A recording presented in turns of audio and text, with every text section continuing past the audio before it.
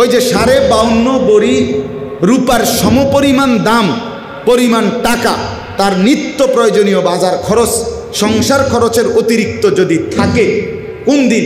কোরবানির দিন 10ই জিলহজ সকাল থেকে 12ই জিলহজ, মানে যেই 3 দিন কোরবানি করা যায়, এই 3 দিনের সন্ধ্যা পর্যন্ত ওই পরিমাণ সম্পদ যদি টাকা কারো কাছে অতিরিক্ত থাকে, ব্যাংকে থাকুক, হাওলাত থাকুক, কিস্তিতে থাকুক, কোনো সমিতিতে থাকুক, কারো কাছে থাকুক, তার টাকা, তার মালিকানাধীন টাকা, তাহলে এই ছেলেটার উপরে কোরবানি ওয়াজিব।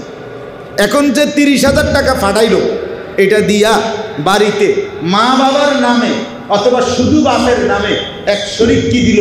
কোরবানি দিল। তাহলে বাবার কোরবানি তো আদায় হইছে, কিন্তু আল্লাহর কসম ওই ছেলের কোরবানি আদায় হয় নাই। ওই ছেলের কি আদায় হয় নাই?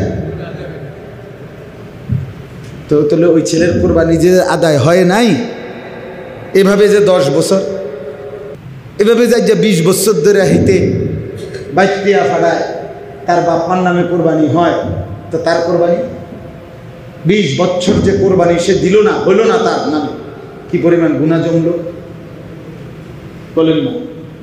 কি পরিমাণ গুনাহ জমছে বলে? রাসূলুল্লাহ সাল্লাল্লাহু আলাইহি ওয়াসাল্লাম বলেন, মান কানা লাহু সাআতুন ওয়া লাম ইউদাহি, যার সামর্থ্য ছিল কিন্তু কোরবানি করলো না, ফালা ইয়াকরাবান্না মুসাল্লানা, সে যেন আমাদের ঈদগাহে মানে ঈদের নামাজ পড়ার জন্য না আসে।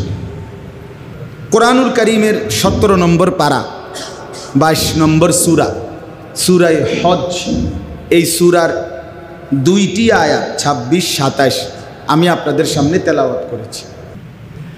মূলত এই মুহূর্তে আরবি যেই মাস চলতেছে, এটা হলো পুরাপুরি হজ্জের মাস। কিসের মাস? কোরআনুল কারীমের মধ্যে আল্লাহ তাআলা ইরশাদ করেছেন, আল হাজ্জু আশহুরুম মালুমাত, হজ নির্ধারিত কয়েকটি মাসে হয়ে থাকে। তার মানে নির্ধারিত কয়েকটি মাস। তাহলে বোঝা গেল মন মতো না, বরং কি নির্ধারিত। এই নির্ধারিত মাসগুলো হচ্ছে 3 মাস। নবী সাল্লাল্লাহু আলাইহি সাল্লাম বলেন, শাওয়াল, যুলকাআদাহ, যুলহাজ্জা। রমজানের রোজা শেষ হইলে ঈদের দিন, এটারই কয় পহেলা শাওয়াল। ঈদের দিন যেদিন, সেদিনরে কি বলে? শাওয়াল মাসের 1 তারিখ। ওই দিন থেকে মানে শাওয়াল মাস পুরাটা, যুলকাআদা মাস, এরপরে জিলহজ মাসের 10 তারিখ পর্যন্ত এটাকে বলে হজ্জের মাস। মানে এই সময়ের ভিতরেই আল্লাহর বান্দা আল্লাহর ঘরের উদ্দেশ্যে হজ আদায় করবার জন্য যায়, হজ আদায় করে এবং এরপরে বা তরতিব ধারাবাহিকভাবে ফিরে আসে। তাইলে এই মুহূর্তে এখন এই যুলকাআদা মাস, জিলকদ মাস, এটা হজ্জের মাস। এখন হজ্জের মাসই চলতেছে। সারা পৃথিবী থেকে আল্লাহর বান্দারা কম বেশি সারা বিশ্ব থেকে মুসলমান আল্লাহর ঘরের উদ্দেশ্যে যাচ্ছে। এই মুহূর্তে প্রতিদিন ফ্লাইট চলতেছে। সারা বিশ্ব থেকে দলে দলে, হাজারে হাজারে, লাখে লাখে মুসলমান আল্লাহর ঘর কাবার কাছে ছুটছে। এই মুহূর্তেও যদি কল্পনা করেন, তো এই মুহূর্তেও আল্লাহর ঘরের চারদিকে লক্ষ লক্ষ মানুষ ঘুরতেছে। সুবহানাল্লাহ, আল্লাহর ঘরের চারদিকে ঘুরতেছে।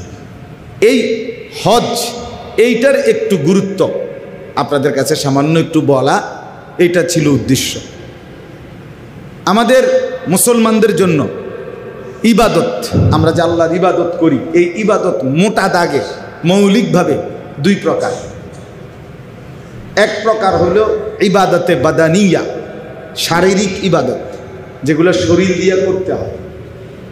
আরেকটা হলো ইবাদতে মালিয়া, আর্থিক ইবাদত, যেটা অর্থ দিয়ে আদায় করতে হয়। এই মুসলমানদের সমস্ত ইবাদতের মধ্যে এই 2টা জিনিস জড়িত।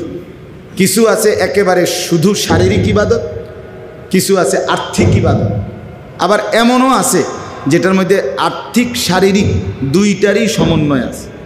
এর মধ্যে এই আর্থিক এবং শারীরিক ইবাদত 2টা মিলাইয়া সমন্বিত ইবাদত হলো হজ। এটা আদায় করার জন্য শরীর দিয়া নির্দিষ্ট জায়গায় যাইতেও হয়, আবার নির্দিষ্ট পরিমাণ টাকাও খরচ করতে হয়। তাহলে বাইক বইয়া কোনো কি করা যায় না, হজ করা যায় না। 1 কোটি টাকা খরচ করলেও সেটা হবে। তাইলে এখন আসেন, মোটা দাগের একটা কথা বুঝতে হবে, সেটা হলো আমাদের মুসলমান সমাজের মধ্যে শারীরিক ইবাদত যেগুলো, এগুলো করবার প্রতি মুসলমানদের যদিও কিছুটা, সকলের না, মোটামুটি একটা ভালো অংশ মুসলমানদের শারীরিক ইবাদত আদায় করে। রোজা, নামাজ, জিকির, কোরআন তেলাওয়াত, তাহাজ্জুদ, আউয়াবিন, এশরাক, চাশতের নামাজ, জিকির আজকার, মনে করেন এগুলো শারীরিক শরীর দিয়ে করতে হয়, ঠিক কি না বলেন না? তো এগুলো মোটামুটি মুসলমানদের মধ্যে একেবারে ব্যাপক না হোক, মোটামুটি অংশ আদায় করে, পুরুষরাও নারীরাও। নামাজও পড়ে, রোজাও রাখে, এরপরে আপনার জিকির করে, কোরআন শরীফ তেলাওয়াত করে, আউয়াবিন পড়ে, মাগরিবের পরে, সকালবেলা এশরাকের নামাজ পড়ে, রাত্রিবেলা তাহাজ্জুদের নামাজ পড়ে, সব সময় তাসবিহ তাহলিল করে, আল্লাহ বিল্লাহ করে। কিন্তু আর্থিক ইবাদত যেটার মধ্যে খরচ করতে হয়, এটার মধ্যে যে শ্রেণী শারীরিক ইবাদত করে না, এখানে এই আর্থিক ইবাদতের ক্ষেত্রে এই পার্সেন্টটা আরও অনেক কমে আসে। অর্থাৎ একেবারে সামান্য সংখ্যক মুসলমান আর্থিক ইবাদতের প্রতি আগ্রহী বা মনোযোগী, বাকি অধিকাংশই এই ব্যাপারে দান, সাদাকা, আর্থিক ইবাদত, এই ব্যাপারে প্রত্যেকের মধ্যে বখিলি, কৃপণতা। যাকাত একটি আর্থিক ফরজ ইবাদত। আর্থিক কি ইবাদত? ফরজ ইবাদত যাকাত। কিন্তু এইটা সম্পর্কে শতকরা 95-98% মুসলমান এটা জানেও না, বোঝেও না, জিজ্ঞাসার প্রয়োজনও করে। আপনি বলেন এখানে, এখন বলেন, যারা এখানে বাচ্চা ছেলে, কিশোর তরুণ, অবকথা বাদ দেন, যারা কিছু টাকা পয়সা রোজগার করেন, চাকরি করেন, ব্যবসা করেন, কিংবা কামাই রোজগারি আছে, জায়গা জমি আছে, তারা কয়জন এই পর্যন্ত কোনো আলেমে দ্বীনের কাছে আইসা জিজ্ঞেস করছেন যে হুজুর, আমার মোট এই সম্পত্তি, সহায় সম্পত্তি আছে, এই অবস্থায় আমার উপরে যাকাত ফরজ হইল কিনা, হইলে কদ্দুর হইল, কদ্দুর দিমু, এটা বুঝার চেষ্টা করছে নিজ গরজে, যেহেতু এটা ফরজ। এরকম মুসলমান পাওয়া যাবে একদমই অল্প,